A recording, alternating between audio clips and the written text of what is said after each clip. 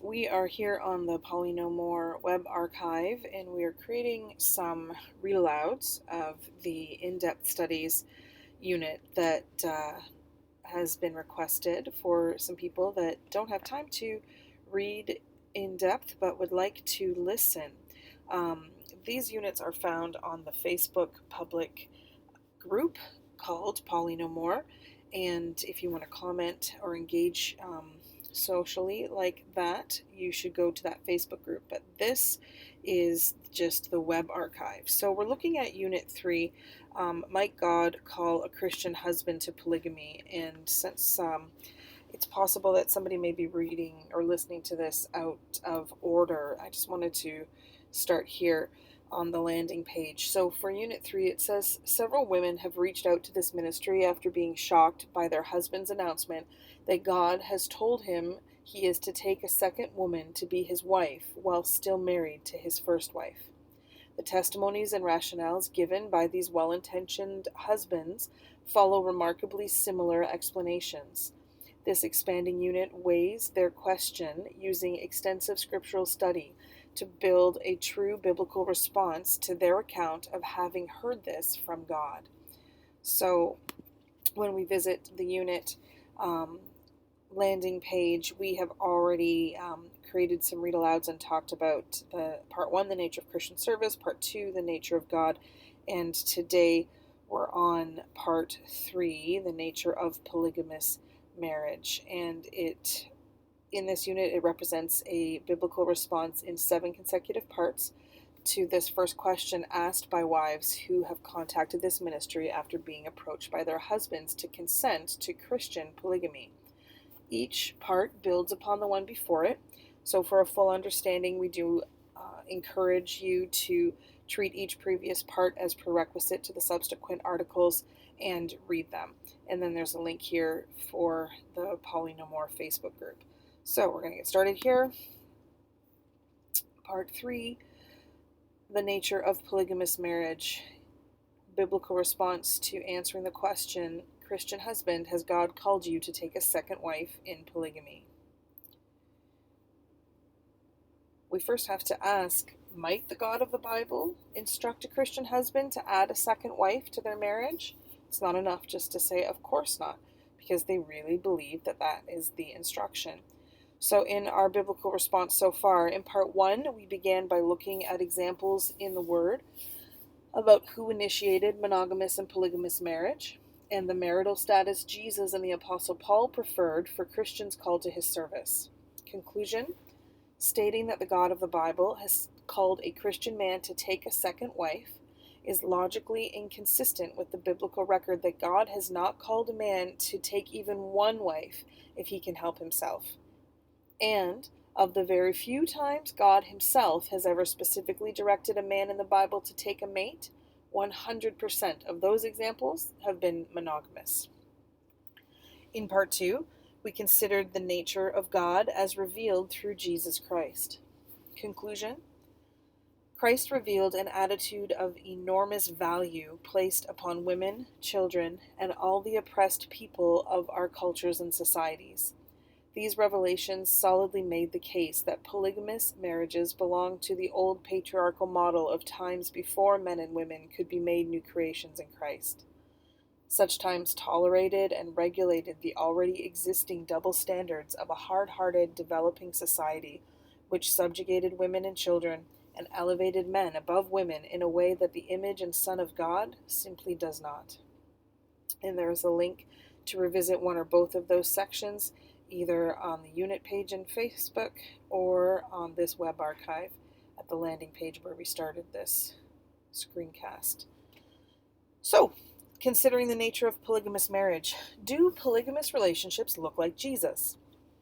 We've already established that there are no recorded instances where the God of the Bible has explicitly directed a man or a woman to enter into a polygamous marriage arrangement. We've seen that the Lord Jesus Christ and the Holy Spirit, writing through the apostles, have never encouraged any of their followers to get married. Although they have that right, according to 1 Corinthians 9:5, it has never been nor should be forbidden, according to 1 Timothy 4:3. But God would actually prefer we remain celibate so we can focus on the work of the Lord without distraction. We see that in Matthew 19:10, 1 Corinthians 7:8, and 1 Corinthians 7:32 through 35. They also suggest remaining celibate so that we will not have to suffer even more in the face of persecution. We find that in 1 Corinthians 7:26. And avoid the troubles that married life guarantees, according to 1 Corinthians 7:28.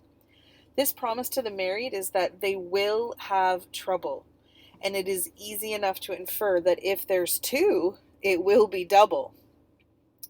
However, Christian husband, if you're still wondering if it's possible that the Lord might be directing you to buck the trend, embrace the trouble, and espouse the virtues of a polygamous lifestyle as a Christian family, then we must next examine the record of these relationships to find those virtues. The first mention of marriage, according to Jesus, is in the Garden of Eden when we see God giving Eve to Adam.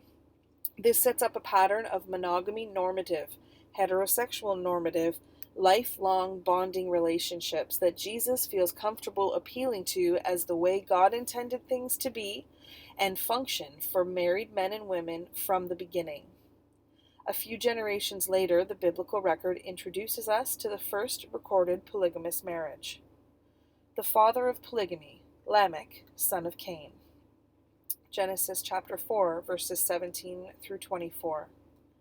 Cain made love to his wife, and she became pregnant and gave birth to Enoch. Cain was then building a city, and he named it after his son Enoch. To Enoch was born Irad, and Irad was the father of Mehujael, and Mehujael was the father of Methushael, and Methushael was the father of Lamech.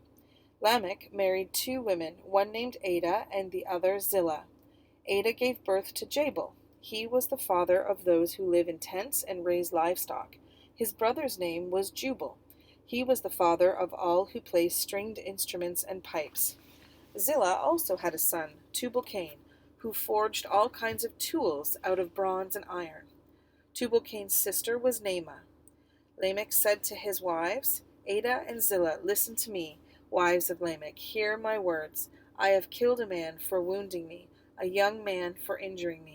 If Cain is avenged 7 times, then Lamech 77 times. So here we see the first recorded divergence from that monogamous marriage pattern established by God in the garden. Whose idea was it for Lamech to take 2 wives? It doesn't explicitly say, but there is strong circumstantial evidence that Lamech was not a man in right relationship with God. Here are the strikes against him. Strike 1. He's a descendant of Cain, the first murderer, whose descendants were not righteous enough to survive the flood. Strike 2. He's followed in his great-great-great-grandpa Cain's footsteps and become a murderer because a young man injured him, whether in self-defense or out of premeditated revenge, a fit of temper in the heat of the moment, it doesn't say, but his appeal to Cain's defense from the avenger of blood indicates it probably was not an accident. Strike 3. Jewish historical tradition attests to Lamech's extremely poor character. There's a web link here from the non-Messianic site Jewish Women's Archive, and they state, quote, according to the Agadic tradition, Lamech took 2 wives, one for sexual pleasure and the other for procreation. One wife would be in his company adorned like a harlot, and he plied her with a drug that induced barrenness so that she would not give birth. The other sat alone like a widow. Lamech's behavior graphically attests to the process of spiritual decline from one generation to the next and the corruption of the flood generation. End quote. Now, these traditions are not scripture and must be taken with some measure of skepticism, especially because one of the traditions later on this site makes the historical error that Lamech, son of Cain, and Lamech, son of Seth are actually the same person when they clearly are not. For more on that, there's a hot link here. Nevertheless, the Jewish tradition of Lamech as a man comfortable with female subjugation, drug use, polygamy for sexual gratification as opposed to surrogate necessity, and harlotry serve as decent evidence that this polygamous union was definitely not God-ordained or God-initiated. Polygamous relationships in all biblical cases are more detrimental to women and children and more stressful for all participants than monogamous marriages. We've already seen that the first recorded polygamous relationship in the Bible doesn't look a lot like Jesus, or at all. Even though the progeny from those unions brought two distinct blessings to mankind, you can see that in verses 20 and 21 again. But how about the other big polygamous relationships from the biblical record? How are they characterized? So we have a drop-down menu here. And again, assuming some familiarity with Christian scripture, that you can look up these things, find them in your own Bible and read them yourself. First, Abram's father's family in Ur of the Chaldeans contained polygamists. When we drop that down, it says, they were also idolaters, and they were so far from him that God chose to call Abram and Sarai out from among them rather than begin his grand plan of blessing them with a family and descendants from the doorstep where they already lived comfortably. We don't have a record of what married life was like for the Chaldeans in Ur, but we can probably get a good idea by considering any other polytheistic, idol-worshipping, polygamy-practicing nations that we know about today. Idol worship and any of the religion-based things that go along with those cultures are definitely not God's idea. In short, nothing about the Chaldeans of Ur should be expected to look like Jesus. Number 2. Abram became a sort of polygamist when he took Hagar to be a surrogate mother on behalf of Sarai. There's no record that Abram ever had intercourse with Hagar again after she'd conceived, however. And whenever God himself referred to Hagar in Genesis, he refused to call Hagar his wife. Then the Holy Spirit went so far as to write Hagar and Ishmael figuratively out of Abraham's will, when he told Abraham in Genesis 22 verse 2, "Take your son, your only son, yes, Isaac, whom you love so much, and go to the land of Moriah. Go and sacrifice him as a burnt offering on one of the mountains which I shall show you." Before all that happened, what was the nature and characteristic of their family life once Hagar was added with Sarai's consent and at Sarai's own request? Genesis chapters 16 through chapters 22 reveals that this union began with using Hagar as property. There is no record of Sarai ever asking Hagar's permission, in the hopes of sexual surrogacy, which led to sorrow, enmity, rivalry, hatred, physical assault resulting in Hagar being driven away with Abram's consent, but forced to return for the sake of her young child, continued intense rivalry and hatred between children, even continuing to this day when we consider Israel and Islam, and eventual divorce, and separation of the second union and the child by that union. There is nothing on that list that looks, sounds, or feels like Jesus, except perhaps the one instance of God returning Hagar and baby Ishmael to the care of her mistress until he was old enough to fend for them himself. Even in that, their return to her mistress in and of itself was not any particular emotional blessing based on the hatred Sarai held for them, but only a testament to the warped social structure and inequitable limits placed on women, particularly mothers, without formal attachment to a male in that culture. Number 3. Jacob, a deceitful scoundrel who tricked his hungry brother out of his birthright, not yet a man, called Israel, through his wives had children who became the patriarchs of the great nation of Israel. The drop-down menu here says, what was their home life like once Jacob decided not to reject Leah, but also to pursue Rachel after he'd been tricked into marrying Leah? Reading the biblical record in Genesis, we find clearly stated on the lines of the text, intense and bitter rivalry between sisters, slavery resulting in sexual surrogacy, introducing 2 other servants into Jacob's harem, which only ended up increasing rather than alleviating the rivalry between sisters. The first wife resorting to bribery and purchasing sexual encounters like a prostitute. Lack of love, hatred even for the first wife and between wives. Mockery, pride, antagonistic behavior between wives, deceit and trickery in order to favor one's own biological children over the others, intense rivalry and hatred between the children, resulting in conspiracy to commit first-degree murder, physical assault, human trafficking into slavery, and decades-long lies to maintain the duplicity of the brothers. I don't recognize anything that resembles anything from God, as recognized by Proverbs 19:7 or Proverbs 30, verse 5. There's nothing there until we later read about the forgiveness of Joseph, a monogamist, by the way, and the rescuing of Jacob's family from famine. Before that, there is nothing perfect, nudging someone to conversion, nor anything wise, nor pure. There is nothing that in any way protects or lifts up the oppression of the women or children in this family's history or conduct. Next, King David was a polygamist. Yes, he was a man after God's own heart, but he clearly had not obtained it when it came to parenting or being a husband.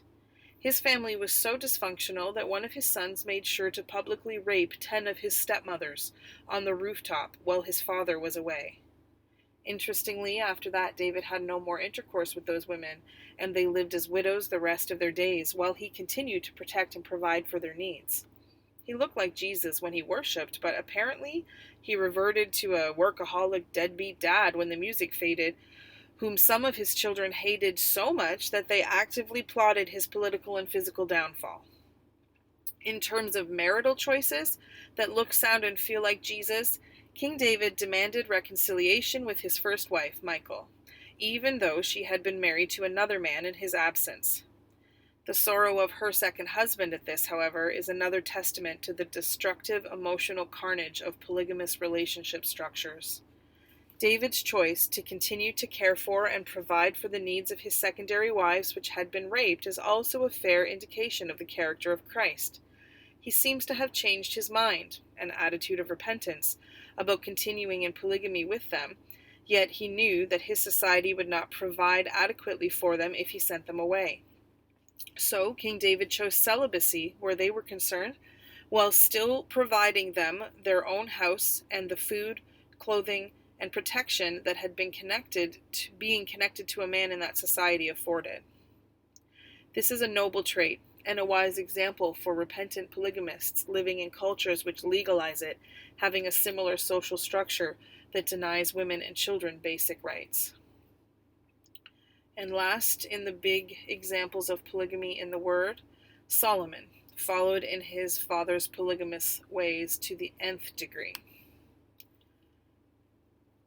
Although Solomon was the wisest man who ever lived before Jesus, and he apparently had the great love of his life as his bride, see Song of Solomon, he ended his life in depression, idolatry, and sin, because his lust led him to multiply wives in defiance of the Lord's command against that very thing, embracing the beliefs of the idolatrous women he was addicted to.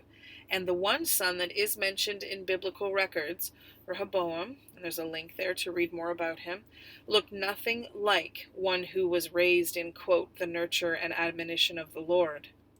And he despised the wisdom of his father's counselors so much that the first thing he did was replace them with his younger buddies. His decisions led to rebellion and the splitting of Israel, but this itself was a prophetic consequence of Solomon's polygamy. According to 1 Kings 11, 1 through 13, Solomon had broken the mandate of the law, Deuteronomy 17:17, by marrying many wives. On top of that, he continuously broke the prohibition against marrying foreign women, Deuteronomy 7 verse 3. And, as happened just as God said it would, he was influenced by them, worshipping and building shrines to the Moabite and Ammonite gods.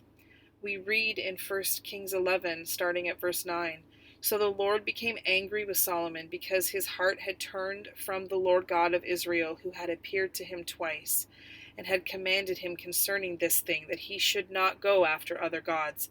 But he did not keep what the Lord had commanded. Therefore the Lord said to Solomon, because you have done this, and have not kept my covenant and my statutes which I have commanded you, I will surely tear the kingdom away from you and give it to your servant. Nevertheless, I will not do it in your days for the sake of your father David. I will tear it out of the hand of your son. However, I will not tear away the whole kingdom. I will give one tribe to your son for the sake of my servant David, and for the sake of Jerusalem, which I have chosen." Rehoboam's mother, Naamah, was an Ammonitess, and thus one of the foreign wives whom Solomon married. It does not appear that she was his first wife, although she was the only woman of his 1,000 plus consorts that was named in biblical record. Solomon appears to have turned from the Lord shortly after receiving the wisdom he'd asked of him and building the Lord's temple. He seems to have relied on his own wisdom to direct the course of his life, even from shortly before that time forward. At the finishing of the temple, we see that Solomon had already taken his first mentioned wife, the daughter of Pharaoh, which historical record characterizes as a political move that greatly benefited the kingdom of Israel. And there's a hot link there. But nevertheless was in a direct violation of several of the explicit commands of the God of Israel concerning both foreign marriages in general and relations with Egyptians in particular. Solomon seems to be deliberately refusing to marry any women of Israel, because he identifies that, quote, "no wife of mine can dwell in the city of David, because it is holy," and by implication, they are not. Read more on that in the books of Kings and Chronicles, and also in this fascinating hot-linked article. Finally, Solomon's polygamy causes his heart to depart completely from the Lord. Yet God restrains his hand of righteous judgment for the sake of his father, King David, and brings the consequences through Solomon's son, David's grandson, instead. Such a declaration makes one wonder whether Solomon entered eternity and was carried to Abraham's bosom, see Luke 16:19 through 31, or to Hades, the place where the rich man, guilty of much less than Solomon in Jesus' account, was eternally separated and in torment. As for the end of his life on earth, we know that Solomon, because of his idolatry, which was directly connected to his polygamy, was the last ruler of a united kingdom of Israel. There are only 3 children recorded in the Bible to have come from Solomon's harem of 1,000 plus women. The 3 prevailing explanations for this are that, 1, these children, though born to the highest leader of the land of Israel, were so insignificant to biblical and political events during that time that they were not even worthy of mention, although the Bible is full of seemingly insignificant and unknown names in the rest of its genealogies. 2. Solomon and his wives are explicitly stated to have been active in worshiping Moloch and other false gods who demanded child sacrifice. So these children were burnt on the altar of Moloch in tribute to these demons. For more on this, there is an eye-opening article hot-linked here. Or, explanation number 3, Solomon and or most of his wives were struck with infertility and barrenness, such that he was able to produce only 3 children out of all the dalliances with the thousands of women with whom he consorted over the years. We see a similar judgment against unlawful polygamy in the account of Sarai being betrothed to the king of Gerar. See Genesis 20 for that. Nymphomania, idolatry, depression, infertility, child sacrifice, and disunity so vast it ripples out on a national scale doesn't look, sound, or feel like Jesus. Solomon was known far and wide for his wisdom, yet he chose his wisdom over the Lord's command in order to craftily use his acquisition of wives to ally Israel with many powerful political regimes, including Egypt. There's a link here, you can read more on that. Even the Queen of Sheba was in awe of what Solomon had accomplished and accumulated. But guess what? We have no record of anyone ever walking away trying to emulate nor claiming was an amazing example of the blessing and wisdom of God on his life. His harem. So, is polygamy a God idea? In order to embrace polygamy as a relationship style which is endorsed by God for his people to follow today, one must believe in the kind of God which elevates the status, desires, and needs of certain members of human society over those of other members on the basis of external criteria. One must also believe in the kind of God that knowingly initiates and endorses relationship dynamics that result in despair, hatred, violence, enmity, strife, and lasting familial conflict in every recorded case. As we have established in parts 1 and 2, that kind of God is simply not the same as the God of the Bible, as revealed through God the Son, Jesus, the Messiah. The end result of every single polygamous relationship we see in the Word of God is that it was initiated because of sin, caused sin to abound, and provided the consequences of sinful disobedience. It was never initiated by God, nor blessed by God in any of the cases we can read about. Furthermore, this relationship dynamic in every case does none of the things that a one-off command or initiated situation from God will do, except perhaps get the participants to kick themselves for being so foolish, and thus provide the potential to lead the couple to repentance where possible, as we saw with King David and his 10 concubines, or cause them to wish to leave that stressful, sinful lifestyle, as we saw with Hagar and Sarah. In short, no one in their right mind wants what these people have got. We see this same pattern for all polygamous families, whether in the Word or in our modern day. The only group of people who look at a polygamous family and think, oh, good idea, are the following 3 kinds of people listed in this drop-down menu. 1. The kind of men who see the sexual, familial, political, and economic potential to be gained by adding another wife, and are willing to ignore the feelings of others and even the commands of God in order to obtain those benefits for themselves. Number 2, the kind of women who believe they cannot find an acceptable husband of their own, and are willing to ignore the feelings of others and even the commands of God in order to connect themselves to an available man. Or, number 3, the deceived members of false religions that teach that their God demands such things of the women and children who serve it and must therefore serve its men in whatever way it prescribes.